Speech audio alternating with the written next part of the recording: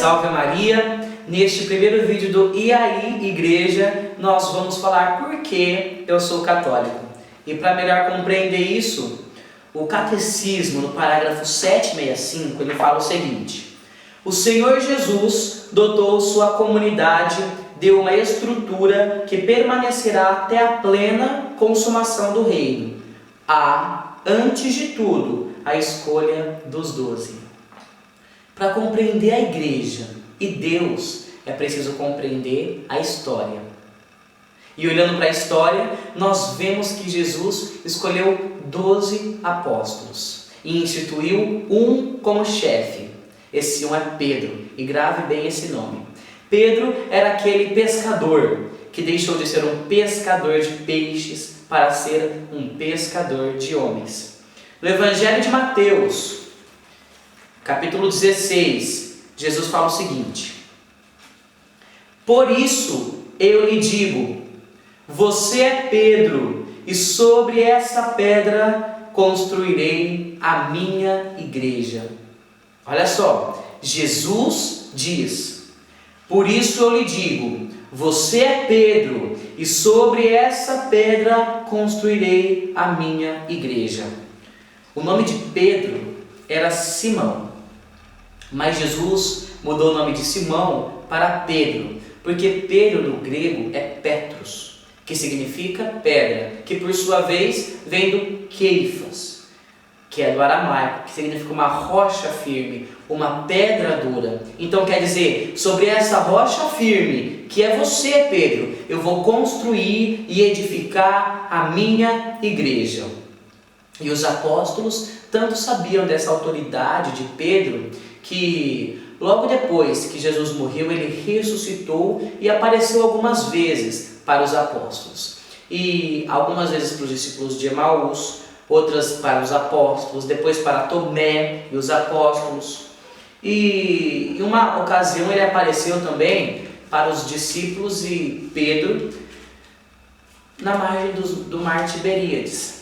E ele diz o seguinte: depois de comerem, Jesus perguntou a Simão Pedro: Simão, filho de João, tu me amas mais do que estes? E Pedro respondeu: sim, Senhor, tu sabes que te amo.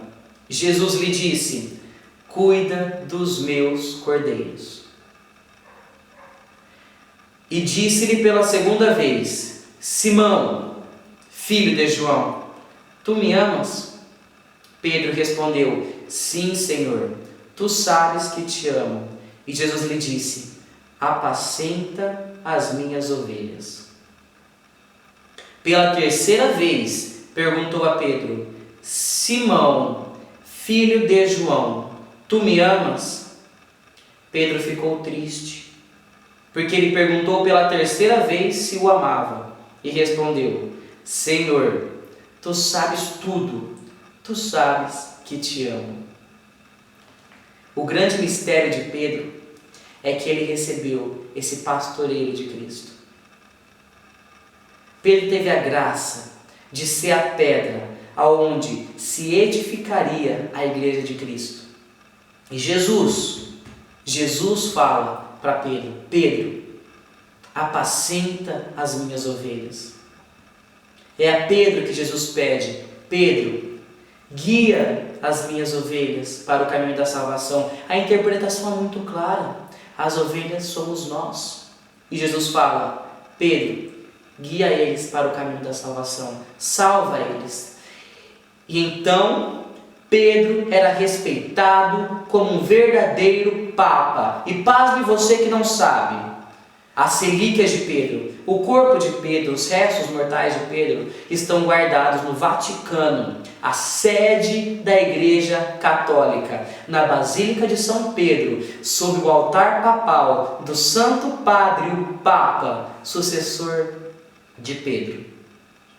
E aí me aparecem algumas pessoas e falam que quem fundou a Igreja Católica foi Constantino. Vejamos, Constantino foi o imperador. E no ano de 313 ele promulgou um edito chamado Edito de Milão. Esse edito ele dava uma liberdade religiosa para os cristãos, porque até então todos os que eram cristãos eram mortos. E por esse motivo então, por Constantino ter dado uma liberdade religiosa para os cristãos, alguns historiadores dizem que quem fundou a Igreja Católica foi Constantino, porque ele teve uma história de conversão, que eu não vou entrar nesses méritos agora.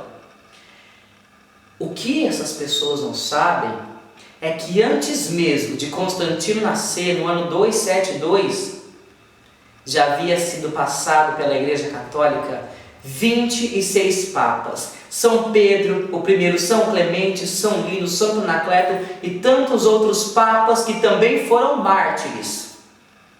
O que esses historiadores não sabem é que antes mesmo de Constantino nascer, os apóstolos já tinham dado à Igreja de Cristo uma hierarquia com bispos, presbíteros, diáconos. Antes mesmo que os pais de Constantino pensassem em nascer, a Igreja de Cristo já era chamada de Igreja Católica, porque foi no ano de 107 em que Santo Inácio de Antioquia escreveu a sua carta para a Igreja de Esmirna, dizendo falando que a Igreja de Cristo é a Igreja Católica. Usou o nome de Igreja Católica para falar da Igreja. E vejam só, Jesus não parou por aí. Em Mateus 16, ele continua: eu lhe darei as chaves do reino do céu, e o que você ligar na terra será ligado no céu, e o que você desligar na terra será desligado no céu. Veja, meu irmão, como é forte essas palavras. Cristo deu a Pedro, veja só, o poder de ligar aqui na terra, e o que ele ligasse aqui seria ligado no céu, o que ele desligasse seria desligado no céu. O Catecismo, quando comenta sobre essa passagem, fala o seguinte: Jesus confiou a Pedro uma autoridade específica, deu-lhes o poder das chaves, designa a autoridade para governar a casa de Deus, que é a igreja. Quem tem autoridade para governar a casa de Deus, que é a igreja? Pedro. Quem é o Pedro? O primeiro papa da Igreja Católica. Confirmou este encargo depois de sua ressurreição, dizendo: apacenta as minhas ovelhas. Quer dizer, Pedro, cuida dos meus filhos. Pedro, salva esses meus filhos com a doutrina, com a palavra, com as lições. E continua dizendo, no parágrafo 983, os presbíteros receberam um poder que Deus não deu nem aos anjos e nem aos arcanjos. Deus sanciona lá no alto tudo o que os sacerdotes fazem aqui embaixo. Vejam só, meus queridos, essas são as palavras de Cristo. Tudo que você ligar na terra será ligado no céu. Tudo que você desligar na terra será desligado no céu. E Jesus não deixou Pedro apenas com as chaves da igreja, a chave do céu para ligar tudo e desligar tudo. Não deixou Pedro apenas também como uma pedra onde seria construída a sua igreja. Jesus também falou o seguinte: sobre esta pedra construirei a minha igreja, e o poder da morte nunca poderá vencê-la. E o poder da morte nunca poderá vencê-la. Pedro foi o primeiro papa, mas também foi o primeiro papa que foi mártir. Ele morreu crucificado também, de cabeça para baixo. A Revolução Russa, ela matou mais de 17 mil sacerdotes e 34 mil religiosos.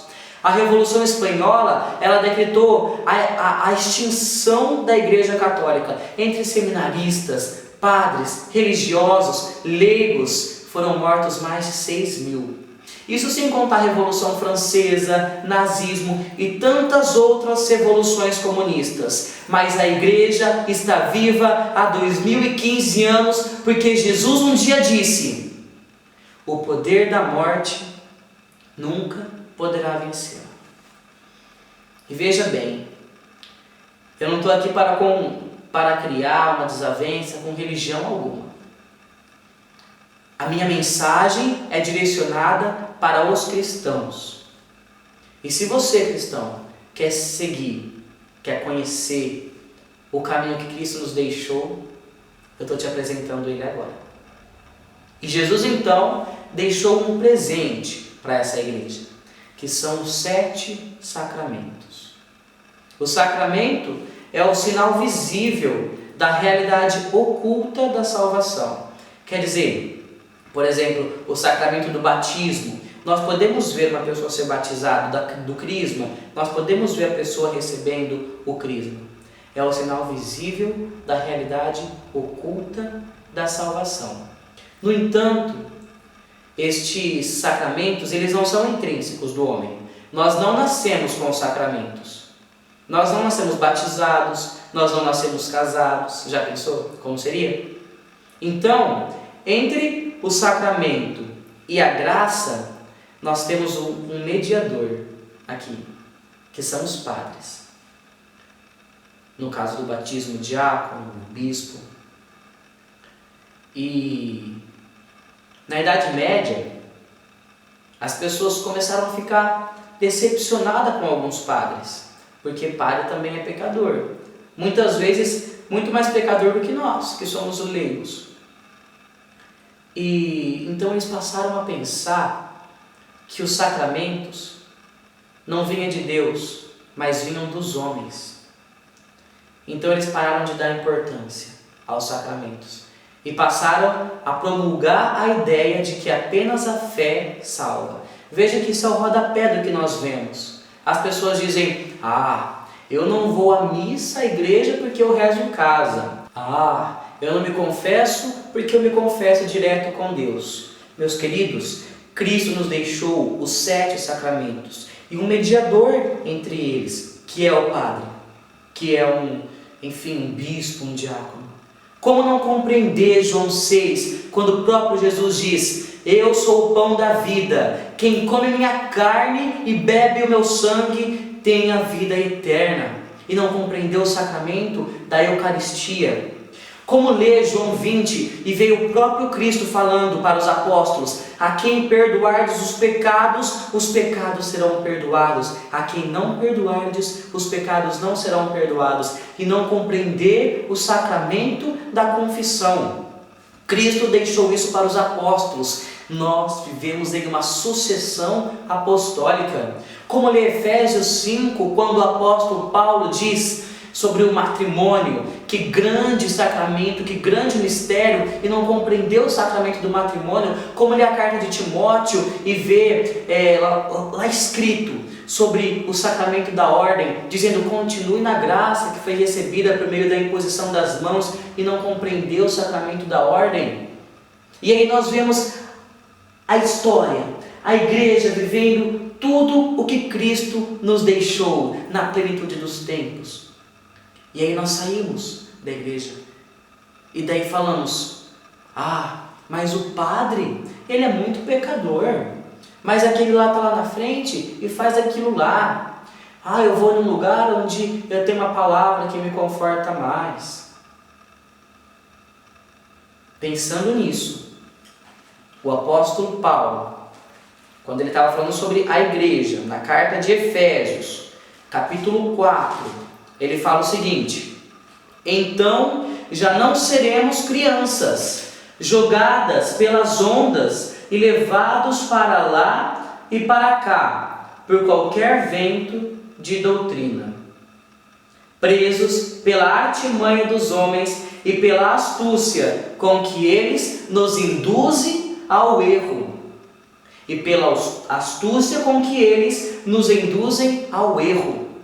Paulo diz isso: não seja como uma criança ou como uma onda, levada por qualquer vento de doutrina. Cristo nos deixou uma doutrina que é viva pela manifestação do Espírito Santo até hoje. E essa doutrina está no magistério, está na tradição, está onde os grandes doutores, está onde os grandes mártires, está onde os grandes santos viveram e amaram viver, na igreja de Cristo. E se você quer saber por que é que eu sou católico, é porque eu ouvi a voz de Deus me chamando. e eu não tive como resistir.